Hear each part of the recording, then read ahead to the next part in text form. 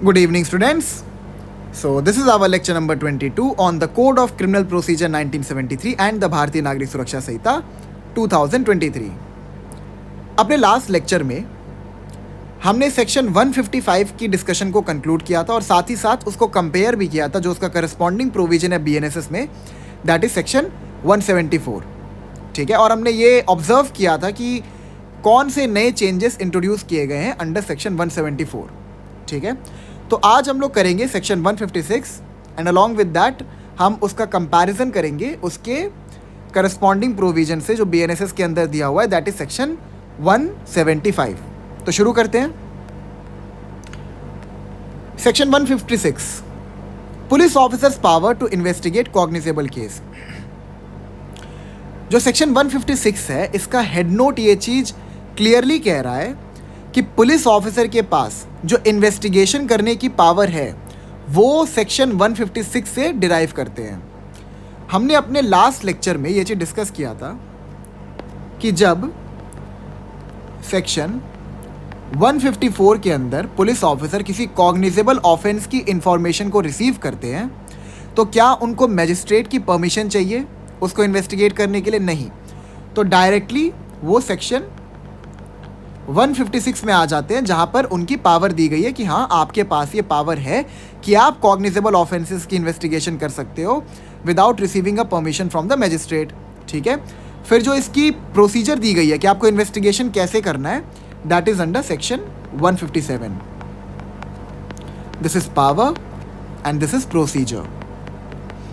ठीक है, लेकिन जब हम लोग सेक्शन 155 पे आते हैं जहां पर नॉन कॉग्निजेबल ऑफेंसेस की इंफॉर्मेशन दी जाती है, तो पहले पुलिस ऑफिसर को सेक्शन 155 सबसेक्शन 3 के अंदर मैजिस्ट्रेट की परमिशन लेनी पड़ती है उस नॉन कॉग्निजेबल ऑफेंस की इन्वेस्टिगेशन करने के लिए. And once they receive the permission they again derive their power from section 156. ठीक है, नॉन कॉग्निजेबल ऑफेंसेस की इन्वेस्टिगेशन की भी जो पावर होती है वो पुलिस ऑफिसर सेक्शन 156 से ही डिराइव करते हैं. And again the procedure is given under section 157. इतना आपको क्लियर है? आगे बढ़ते हैं. Police officers power to investigate cognizable case. Any officer in charge of a police station में, again discretion, without the order of a magistrate, investigate any cognizable case which a court having jurisdiction over the local area within the limits of such station would have power to inquire into or try under the provision of chapter 13. यहाँ पे क्या कहता है? Any officer in charge of a police station without the order of a magistrate, ठीक है, investigate any cognizable case. Investigate any cognizable case. ठीक है, यहाँ पर ये कहना क्या चाहता है? ये कहना चाहता है कि कोई अगर कॉग्निजेबल ऑफेंस की इन्वेस्टिगेशन पुलिस ऑफिसर कर रहा है तो वहां पर उसको जुरिस्डिक्शनल मैजिस्ट्रेट की परमिशन नहीं चाहिए. ठीक है, जो जुरिस्डिक्शनल मैजिस्ट्रेट है जो कि उस मैटर को इंक्वायर करने की या फिर उस मैटर को ट्रायल करने की पावर रखते हैं, उनकी परमिशन आपको नहीं चाहिए अगर आप किसी कॉग्निजेबल ऑफेंस की इन्वेस्टिगेशन कर रहे हैं तो. क्लियर है आपको? Subsection 2, no proceeding of a police officer in any such case shall at any stage be called in question on the ground that the case was one which such officer was not empowered under this section to investigate. Not empowered under this section to investigate. अब इसका मतलब क्या है? Subsection 2 को समझते हैं. इसका मतलब ये है कि सपोज पुलिस ऑफिसर के पास कोई इंफॉर्मेशन आई जो प्राइमा फेसाई उनको लगी कि एक कॉग्निजेबल ऑफेंस की है. अब क्या कॉग्निजेबल ऑफेंस में पुलिस ऑफिसर को इन्वेस्टिगेशन करने के लिए परमिशन चाहिए? नहीं. ठीक है, तो वहां पर पुलिस ऑफिसर ने इन्वेस्टिगेशन करना चालू कर दिया एंड इन्वेस्टिगेशन करने के बाद उनको पता चलता है कि जो इंफॉर्मेशन उन्होंने रिसीव की थी it was not pertaining to a cognizable offence, rather it was regarding a non cognizable offence. It was related to a non cognizable offence. तो नॉन कॉग्निजेबल ऑफेंस की जो प्रोसीजर फॉर्मेलिटी है, जो non cognizable offences की procedural formality है, it says कि आपको पहले मैजिस्ट्रेट की परमिशन चाहिए, then only you can start the investigation. ठीक है, तो अगर मान लीजिए ऐसा कुछ सिनेरियो निकल के आता है जहाँ पर पुलिस ऑफिसर ने किसी कॉग्निजेबल ऑफेंस की इन्वेस्टिगेशन शुरू की, क्योंकि उनको लगा प्राइमा फेसाई कि ये कॉग्निजेबल ऑफेंस की ही इन्फॉर्मेशन है, लेकिन सब्सिक्वेंटली इन्वेस्टिगेशन करने के बाद उनको पता चला कि इट वॉज जो इन्फॉर्मेशन उन्होंने रिसीव की थी, it was related to a non cognizable offence. तो नॉन कॉग्निजेबल ऑफेंस की जो प्रोसीजर फॉर्मेलिटी है उससे तो उन्होंने कंप्लाई किया नहीं। ठीक है, तो ऐसे केसेस में क्या होगा, ऐसा नहीं है कि अगर ऐसा कोई सिचुएशन खड़ा हो जाता है तो वहाँ पर आप पुलिस ऑफिसर के अगेंस्ट में कोई डिपार्टमेंटल इंक्वायरी बैठा देंगे। ठीक है, या फिर you will start questioning this कि आपने इन्वेस्टिगेशन क्यों चालू किया। यहाँ पर बेसिकली जो आपकी पुलिस मशीनरी है उसको एक तरीके का सेफगार्ड प्रोवाइड किया गया है ताकि उनके इन्वेस्टिगेशन में किसी भी प्रकार की प्रॉब्लम ना आए।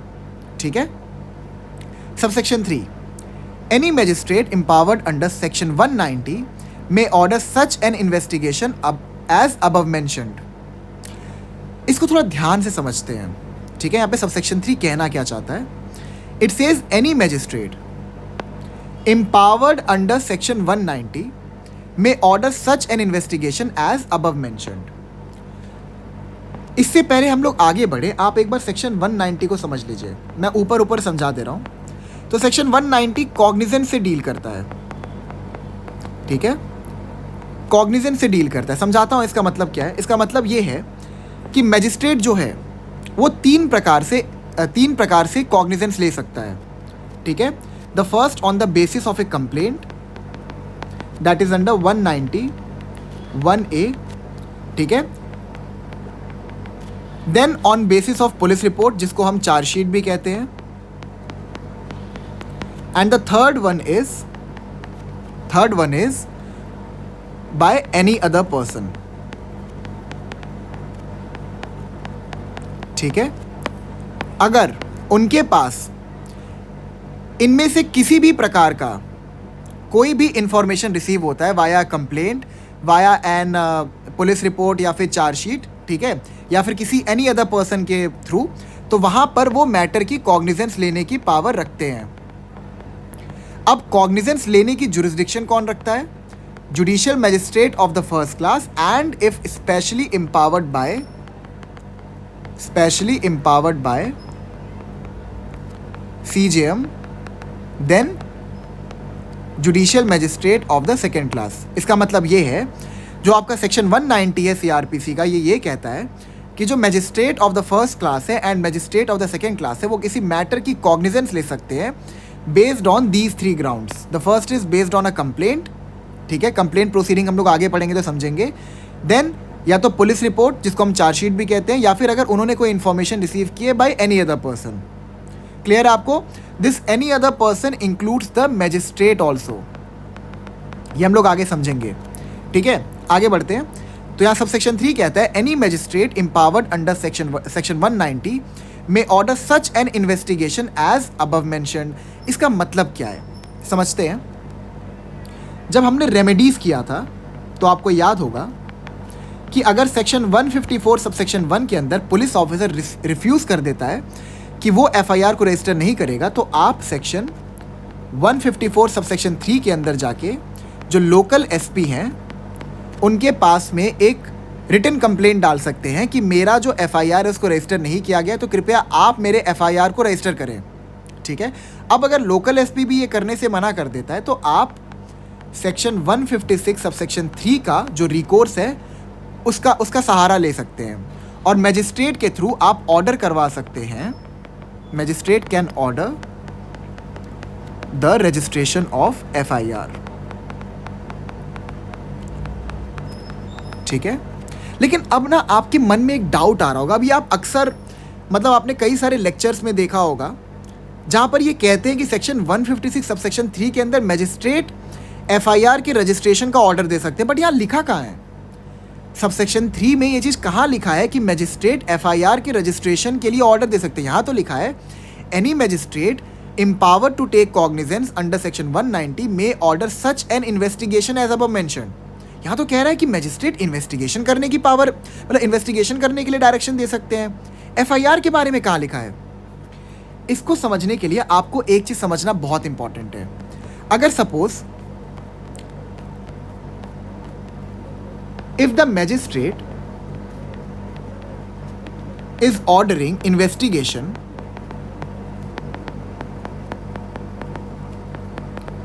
अंडर सेक्शन 156 सबसेक्शन 3, अगर सेक्शन 156 सबसेक्शन 3 के अंदर मैजिस्ट्रेट इन्वेस्टिगेशन करने का ऑर्डर दे रहे हैं, तो क्या इन्वेस्टिगेशन ऐसे ही चालू हो जाएगा? हाँ चलो इन्वेस्टिगेशन करना शुरू करते हैं, मैजिस्ट्रेट का ऑर्डर आ गया, ऐसे थोड़ी होता है। इन्वेस्टिगेशन करने से पहले जो प्री रिक्विजिट है वो ये है कि आपको एफआईआर को रजिस्टर करना पड़ता है। तो इसका मतलब ये है कि अंडर सबसेक्शन 3 ऑफ 156 ये चीज़ इम्प्लाइड है कि अगर मैजिस्ट्रेट इन्वेस्टिगेशन करने का ऑर्डर दे रहा है तो वहाँ पर पहले एफआईआर को रजिस्टर करना पड़ेगा। So it is implied that the police officer first have to register an FIR in order to start the investigation.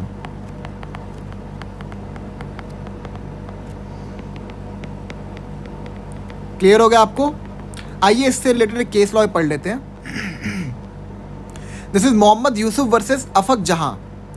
It was 2006 supreme Court. Here in the Supreme Court held that to enable the police to start an investigation in a matter, magistrate can direct the police under section 156 subsection 3 of the Code of Criminal Procedure 1973 to register an FIR. ठीक है? In that case, even if the magistrate do so in explicit words but direct for investigation under section 156 subsection 3, the police should register FIR. ठीक है? इसका मतलब ये है, यहाँ पे इसको मैं क्लियर कर देता हूँ। It is not we are, it's where. ठीक है? Even where a magistrate do so in explicit words but direct for investigation under section 156 subsection 3, the police should register FIR। इसका मतलब यहाँ पर ये है कि अगर मैजिस्ट्रेट ने इन्वेस्टिगेशन करने का ऑर्डर दिया है तो पहले आपको FIR को तो रजिस्टर करना ही पड़ेगा ना, तभी आप इन्वेस्टिगेशन शुरू कर सकते हैं। ऐसा तो नहीं है ना कि आप FIR को बिना रजिस्टर किए ही इन्वेस्टिगेशन चालू कर देंगे। Then it will contravene Lalita Kumari. याद है ना आपको? ललिता कुमारी में क्या कहा था कि पुलिस ऑफिसर के पास एक प्रीलिमिनरी इन्वेस्टिगेशन करने की पावर नहीं है। अगर उनके पास कोई भी इंफॉर्मेशन आता है तो पहले उनको रजिस्टर करना पड़ेगा उस इंफॉर्मेशन को as an FIR, then only they can start the investigation. तो यहाँ पर यही चीज़ मेंशन्ड है इम्प्लाइडली कि अगर मैजिस्ट्रेट इन्वेस्टिगेशन करने का ऑर्डर दे रहे हैं तो यहाँ पर ये चीज़ इम्प्लाइड है कि पहले आपको FIR को रजिस्टर करना पड़ेगा। तो ये केस लॉ आप ध्यान रखिएगा। मोहम्मद यूसुफ वर्सेस अफक जहां 2006 supreme court. So we are done with section 156। अब आइए उसका जो करस्पॉन्डिंग प्रोविजन है under BNSS, that is section 175, उसको पढ़ते हैं। क्या कहता है हेड नोट सेक्शन 175 का? It says police officers power to investigate cognizable case. तो ये तो सेम है, हेड नोट में कोई भी चेंज नहीं है। पैरीमेट्रिया subsection 1, any officer in charge of a police station may without the order of a magistrate investigate any cognizable case which a court having jurisdiction over the local area within the limits of such station would have power to inquire into or try under the provisions of chapter 14। तो यहाँ पर भी कोई भी change introduce नहीं किया गया है, सेम ही है ये। ठीक है? सबसेक्शन 1 आपका जो है वो सेम है, पैरीमेट्रिया, बस यहाँ पे चैप्टर का नाम चेंज कर दिया गया है। ठीक है? तो मैं इसको हाईलाइट कर देता हूँ, बस चैप्टर का नाम चेंज कर दिया गया है, चैप्टर 14 कर दिया गया है। ठीक है? आगे बढ़ते हैं। Provided that considering the nature and gravity of the offence the superintendent of police may require the deputy superintendent of police to investigate the case. अब ये एक नया एडिशन है। ठीक है? सेक्शन 156 के अंदर आपको ऐसा कोई भी प्रोवाइजो नहीं मिलेगा। यहाँ पे ये कहना क्या चाहता है? अच्छा, प्रोवाइजो जब रहता है हम उसको किस प्रकार का इंटरप्रिटेशन देते हैं? strict/literal interpretation। ठीक है? Provided that considering the nature and gravity of the offense, the SP of police may require the DSP to investigate the case। इसका मतलब क्या है कि जब कोई कॉग्निजेबल ऑफेंस की इंफॉर्मेशन पुलिस स्टेशन में रजिस्टर की जाती है तो उसका इन्वेस्टिगेशन कौन करता है? Officer in charge of a police station. ठीक है, officer in charge of a police station उस मैटर का इन्वेस्टिगेशन करता है। यहां पर ये प्रोवाइजो ये कहना चाहता है कि अगर कोई मैटर बहुत ही ज़्यादा सिवियर है, ठीक है, बहुत ही ज़्यादा सिवियर कॉग्निजेबल ऑफेंस है या फिर बहुत ही हाई प्रोफाइल केस है कोई, ठीक है, तो ऐसे केसेस में इन केसेस की नेचर एंड ग्रेविटी को ध्यान में रखते हुए जो एसपी हैं वो डीएसपी को ऑर्डर कर सकते हैं कि आप इस मैटर की इन्वेस्टिगेशन करिए। अब यहां पर होता क्या है, officer in charge of the police station investigation करते हैं जनरली, ठीक है, तो यहां पर ये मैटर इनसे लेके एसपी खुद भी इन्वेस्टिगेट कर सकते हैं या फिर वो अपने सबऑर्डिनेट डीएसपी को वो मैटर रेफर कर सकते हैं और उन्हें ऑर्डर कर सकते हैं कि आप इस मैटर की इन्वेस्टिगेशन करिए। ठीक है, क्लियर है, प्रोवाइजो क्लियर हो गया, आगे बढ़ते हैं। Subsection 2, no proceeding of a police officer in any such case shall at any stage be called in question on the ground that the case was one with such officer was not empowered under this section to investigate. ये तो same है, कोई भी change नहीं है इसमें। Subsection 3, any magistrate empowered under section 210 may, after considering the application supported by an affidavit made under subsection 4 of section 173 and after making such inquiry as it thinks necessary and submission made in this regard by the police officer, order such an investigation as above mentioned। अब इसमें किया क्या गया है इसको आप highlight कर ही लीजिए बिकॉज ये भी एक प्रकार का नया ही एडिशन है। ठीक है, अब इसमें किया क्या गया है, जो सेक्शन 156 सब सेक्शन 3 के अंदर इम्प्लाइड था उसको एक्सप्लिसिटली मेंशन कर दिया गया है। ठीक है, आपको याद होगा मैंने बताया था कि अगर सेक्शन 173 सब सेक्शन 1 के अंदर पुलिस ऑफिसर एफआईआर रजिस्टर करने से मना कर देता है तो आप सेक्शन 173 सब सेक्शन 4 के अंदर लोकल एसपी को अप्रोच कर सकते हैं और अगर लोकल एसपी मना कर दें देन आप जुरिस्डिक्शनल मैजिस्ट्रेट के पास जा सकते हैं जो कि इन्वेस्टिगेशन का ऑर्डर देते हैं, जहां पे ये चीज़ इम्प्लाइड था कि अगर इन्वेस्टिगेशन को कमेंस करना है तो आपको पहले एफआईआर को रजिस्टर करना पड़ेगा। ठीक है, यहाँ पे क्या कहना चाहता है, any magistrate empowered under section 210, ये वही आपका कॉग्निजेंस वाला सेक्शन है। ठीक है, may after considering the application supported by an affidavit. आपको याद होगा हमने जब सेक्शन 173 की डिस्कशन की थी तो वहाँ पर हमने एक प्रियंका श्रीवास्तव केस पढ़ा था जिसमें ये कहा गया था कि अगर आप सेक्शन 156 सब सेक्शन 3 की रेमेडी को इन्वोक कर रहे हैं तो आपको पहले एक एफिडेविट देना पड़ेगा कि आपने उससे पहले की जितनी भी रेमेडीज़ हैं उनको एग्जॉस्ट कर दिया है। इसका मतलब ये है कि आप डायरेक्टली सेक्शन 175 सब सेक्शन 3 में मैजिस्ट्रेट को अप्रोच नहीं कर सकते एफआईआर की रजिस्ट्रेशन के लिए। पहले आपको जो प्रीवियस रेमेडीज़ हैं उनको एग्जॉस्ट करना पड़ेगा। क्लियर है आपको? प्रीवियस रेमेडी कौन सी हो गई, लोकल एसपी को अप्रोच करने का। तो यहाँ पे यही कहना चाहता है कि आपको एक एफिडेविट सबमिट करना पड़ेगा। बेसिकली प्रियंका श्रीवास्तव केस का मैनिफेस्टेशन है ये कि आपको पहले एक एफिडेविट सबमिट करना पड़ेगा जहाँ पे आपको दिखाना पड़ेगा कि आपने प्रीवियस रेमेडीज़ को एग्जॉस्ट कर दिया है। ठीक है, उसके बाद ही जो मैजिस्ट्रेट है वो एफआईआर के रजिस्ट्रेशन का यानी कि इन्वेस्टिगेशन करने का ऑर्डर देगा।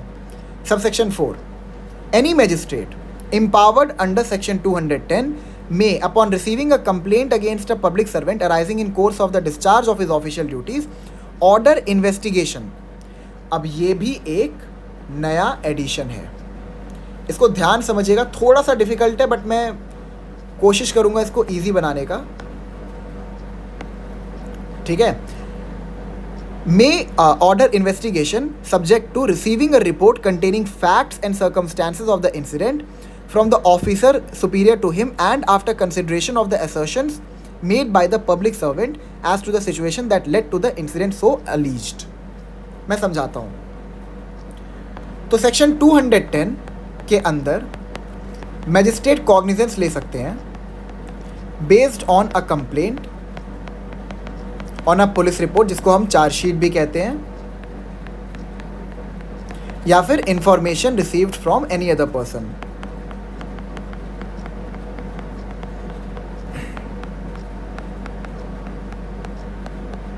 ठीक है, this was A, this was B and this was C, subsection 1। Clear है आपको?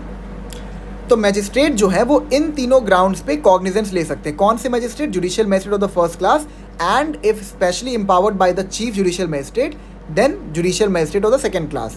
सिर्फ यही कॉग्निजेंस ले सकते हैं। तो कॉग्निजेंस 3 ग्राउंड्स पे लिया जाता है, कंप्लेंट पे, चार्जशीट पे, या फिर information receive by any other person.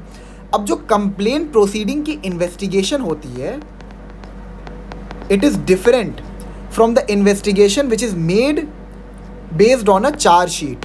ठीक है, तो जो कंप्लेंट प्रोसीडिंग की इन्वेस्टिगेशन होती है वो डिफरेंट होती है। तो यहाँ पर ये यही कहना चाहता है कि अगर किसी मैजिस्ट्रेट को किसी पब्लिक सर्वेंट के अगेंस्ट कोई कंप्लेंट मिलती है, ठीक है, कोई ऐसी कंप्लेंट मिलती है कि कोई पब्लिक सर्वेंट है जो अपनी ऑफिशियल ड्यूटीज़ को जब डिस्चार्ज कर रहा था उस बीच में उसने कोई ऑफेंस कमिट किया है, तो वहाँ पर magistrate rather than complaint proceeding के इन्वेस्टिगेशन को इनिशिएट करने के बजाय वो डायरेक्ट चैप्टर 13 के इन्वेस्टिगेशन को भी इनिशिएट कर सकते हैं। ठीक है, मैं फिर समझाता हूँ। यहाँ पे इसका मतलब ये है कि कंप्लेंट प्रोसीडिंग की इन्वेस्टिगेशन डिफरेंट होती है, ठीक है, लेकिन अगर किसी पब्लिक सर्वेंट के अगेंस्ट में उनको कंप्लेंट मिलती है और उनको लगता है कि कंप्लेंट प्रोसीडिंग की इन्वेस्टिगेशन यहाँ पे कंडक्ट नहीं करनी चाहिए, तो वो ऑर्डर कर सकते हैं कि जो चैप्टर 13 का इन्वेस्टिगेशन है वो कंडक्ट किया जाए अगेंस्ट द पब्लिक सर्वेंट। आइए दोबारा पढ़ते हैं इसको। Any magistrate empowered under section 210 may, upon receiving a complaint against a public servant arising in course of the discharge of his official duties। इसको ध्यान समझिएगा। Discharge of his official duties का मतलब ये है कि कोई पुलिस ऑफिसर है, अगर वो अपने घर पे मस्त बैठा हुआ है और वहाँ पर वो कोई ऑफेंस कमिट करता है, तो वो discharge of his official duties में ऑफेंस कमिट नहीं हुआ है। ठीक है, ऑफिशियल ड्यूटीज़ मतलब होता है जो आपको ऑब्लिगेशंस हैं, जब आप उसको निभा रहे हैं उस बीच में आपने कोई ऑफेंस कमिट किया है। ऑर्डर इन्वेस्टिगेशन, ठीक है, investigation under chapter 13 subject to, यहाँ पे 2 सब्जेक्शंस हैं। द फर्स्ट वन इज़, मतलब जिनसे कंप्लाई करना पड़ेगा, द फर्स्ट वन इज़ कि पहले मैजिस्ट्रेट को एक रिपोर्ट रिसीव करनी पड़ेगी जिसमें जो सुपीरियर ऑफिसर हैं उस पर्टिकुलर पब्लिक सर्वेंट के, वो लिख के देंगे कि इन फैक्ट्स एंड सर्कमस्टेंसेस की वजह से जो पब्लिक सर्वेंट था उसने ये ऑफेंस कमिट किया while he was discharging his official duties. ठीक है, मतलब बेसिकली एक रिटन रिपोर्ट मांगेंगे फ्रॉम द सुपीरियर ऑफिसर। ठीक है, और बी क्या कहता है? After consideration of the assertions made by the public servant as to the situation that led to the incident so alleged. मतलब कि अगर मैजिस्ट्रेट, उनके पास कोई कंप्लेंट आती है जिसमें ये कहा गया है कि कोई पब्लिक सर्वेंट है जिन्होंने अपनी ऑफिशियल ड्यूटीज़ के डिस्चार्ज के टाइम पे एक ऑफेंस कमिट किया है, ठीक है, तो वहाँ पर मैजिस्ट्रेट ये ऑर्डर दे सकते हैं कि उस पब्लिक सर्वेंट के अगेंस्ट में जो इन्वेस्टिगेशन होगा वो चैप्टर 13 के अंदर होगा। ठीक है, लेकिन ये ऑर्डर करने से पहले मैजिस्ट्रेट को 2 कंडीशन से कंप्लाई करना पड़ेगा। पहला कंडीशन ये कहता है कि एक सुपीरियर ऑफिसर की वो रिपोर्ट रिसीव करेंगे जिसमें ये लिखा होगा कि किन फैक्ट्स एंड सर्कमस्टेंसेस की वजह से उस पब्लिक सर्वेंट ने वो ऑफेंस कमिट किया है। ठीक है, और बी ये कहता है कि साथ ही साथ after consideration of the assertions made by the public servant as to the situation that led to the incident so alleged. मतलब कि जो पब्लिक सर्वेंट हैं उनको भी सुनेंगे। यहाँ पे प्रिंसिपल ऑफ नेचुरल जस्टिस आ जा रहा है। ठीक है, वो पब्लिक सर्वेंट जिन्होंने वो ऑफेंस कमिट किया है, जिनके अगेंस्ट में कंप्लेंट लॉन्च हुआ है, उनके भी assertions को, उनके भी आर्ग्यूमेंट को सुनेंगे पहले। ठीक है, and then he may order कि जो चैप्टर 13 है उसमें इन्वेस्टिगेशन कंडक्ट किया जाए अगेंस्ट दैट पब्लिक सर्वेंट। तो क्लियर हो गया आपको subsection 4B। So we are done with section 156 and its corresponding provision of section 175। Clear है आपको? तो चलिए फिर मिलते हैं नेक्स्ट लेक्चर में। Thank you so much.